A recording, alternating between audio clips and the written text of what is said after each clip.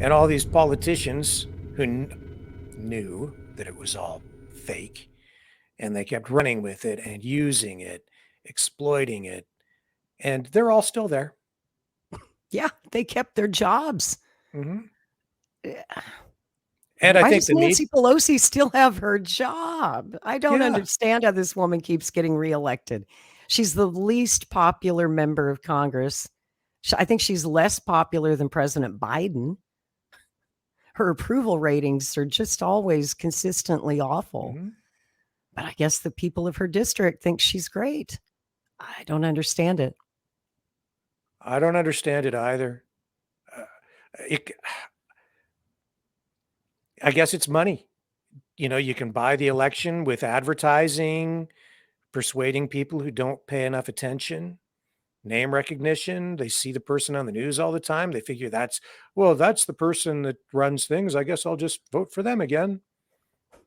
And she's been there forever. So they're voting for experience too. Yeah, She's got experience at she screwing sure the American people for 30 she years. sure does. And not just her, but there was Nadler and Schiff and just the whole Schumer, clan. Yeah, there's a yeah. villain. Hmm. Remember what Schumer said? Because it was shortly after the 2016 election. And I think he was on CBS News when he said this. And he put out a warning to President Trump. He said, if you mess with the CIA has 6 ways from Sunday of Yeah, getting back at you. yeah. And since we were just talking about President Kennedy, I'm sure that's a warning President Trump took to heart. And I believe that that is why President Trump didn't deliver those JFK documents as the law compelled him to do, Yep. as he wanted to do, as he signaled he would do. And then CIA comes along, has a meeting with the president and says, Mr. President, that's a lovely daughter you have. Sure would be a shame if something happened to her. You know how Trump adores his daughter? Hmm. His world revolves around her. He would do anything to protect his children, his family. I don't think Trump would be afraid of a threat from the CIA. I don't think he cares that much about preserving himself, Hmm. but he does care about preserving his children, his grandchildren. It's a different life to be a president. Even just to, I think, be a high level federal politician. People don't realize how countries operate on the in the global arena. It really is the law of the jungle out there. That's why a president can just wake up in the morning and order the assassination of someone, like an Al Qaeda leader, or Like uh, Zawahiri yeah, that we took yeah, out last week, yeah. I guess. I mean, I thought we killed him a couple of times already. you, you only die twice. There's the new James Bond movie, right? You only die twice.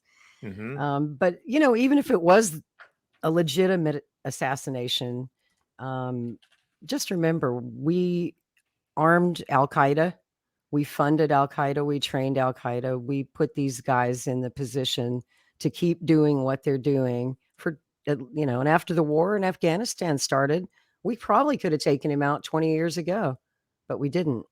Hmm. So the question I have is why did they do it now? I mean, they'll tell you that it's because they found him and then they targeted that building and they killed him on the balcony with a drone, right? I think that's the story. Think so. Um, but why now? I think it's because Biden's presidency is in trouble. His approval ratings are low. So they thought, well, let's go kill an Al Qaeda leader. That'll help you uh, in the polls. Sure is interesting timing Hmm. of that. Just at the exact same time that the war in Ukraine narrative is losing public support. and people are questioning sending all this taxpayer money over there. They're losing on the battlefield. What a, the military industrial complex is always going to keep doing what it does. Yep. And if they're not going to do it in Ukraine, well, they'll open 4 or 5 different fronts at the same time. Let's bomb Gaza today. Let's take out a terror leader in Afghanistan. Yeah. Let's, do a bombing of Syria. There's always multiple fronts. Now they're trying to ramp it up with China over Taiwan. It's insanity. That's when you're talking a real world war.